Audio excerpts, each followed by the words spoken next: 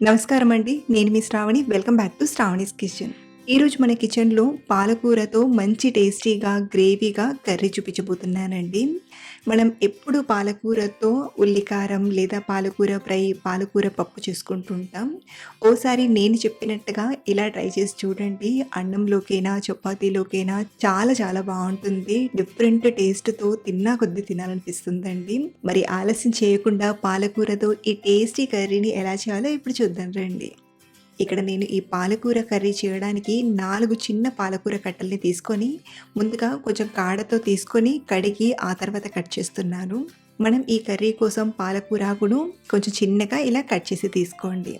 So, ఇలా అంతా cut చేశాక దీన్ని మనం ఒక గిన్నెలోకి తీసుకొని పక్కనుంచేయండి. ఇప్పుడు స్టవ్ ఆన్ చేసి కడాయిలోకి ఒక 2 టేబుల్ స్పూన్ల నూనెను తీసుకొని, నూనె కొంచెం వేడయ్యాక అర టీ స్పూన్ జీలకర్రను, అలాగే ఒక 12, 15 వెల్లుల్లిపాయల్ని ఇలా సన్నగా కట్ చేసి తీసుకోండి. ఈ పాలకూర కర్రీలో ఈ వెల్లుల్లి ఫ్లేవర్ అనేది చాలా మంచి టేస్ట్‌నిస్తుంది.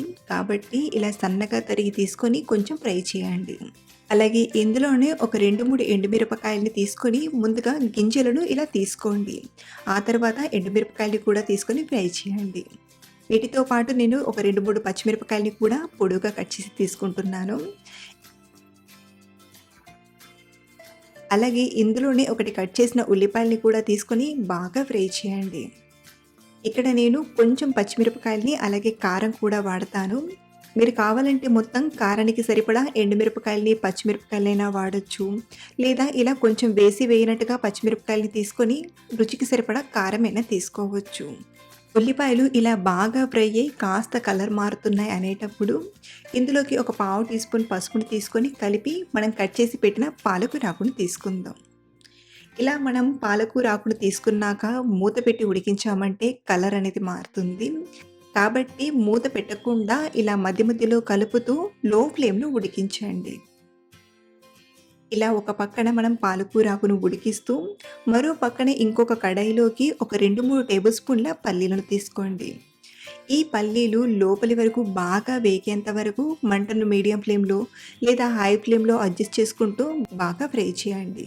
పల్లీలు ఇలా చక్కగా ఫ్రై అయ్యాక ఇందులోకి ఒక టీ స్పూన్ ధనియాలను, ఒక టేబుల్ స్పూన్ నువ్వులను తీసుకొని, నువ్వులు కొంచెం చిటపటమనేంత వరకు ఫ్రై చేయండి.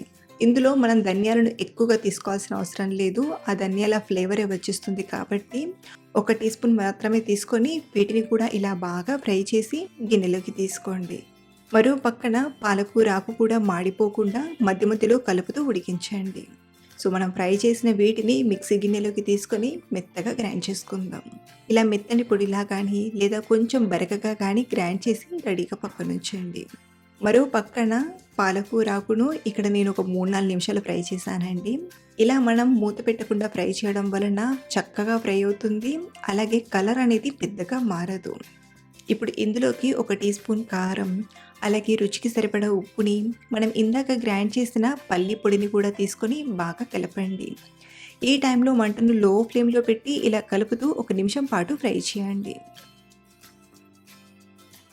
ఇలా కాసేపు ఫ్రై చేశాక ఇప్పుడు ఇందులోకి ఒక అరకప్పు వరకు నీళ్ళను తీసుకొని మధ్య మధ్యలో కలుపుకుంటూ ఒక 2, 3 నిమిషాలు ఉడకబెట్టండి.